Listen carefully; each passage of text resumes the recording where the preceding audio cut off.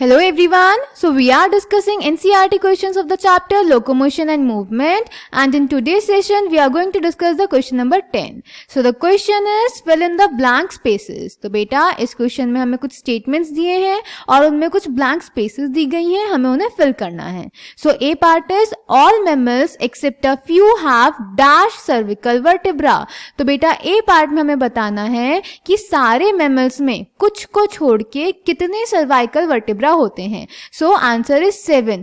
Mostly mammals में बेटा including humans में 7 सर्वाइकल वर्टिब्रा होते हैं except a few. Clear? Then B part is the number of phalanges in each limb of human is 14.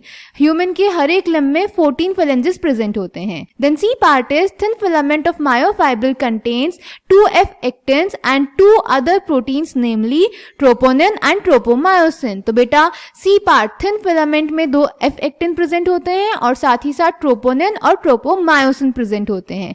So C में हो जाएगा troponin and tropomyosin. Clear? Then D part is in a muscle fiber Ca2 plus is stored in sarcoplasmic reticulum.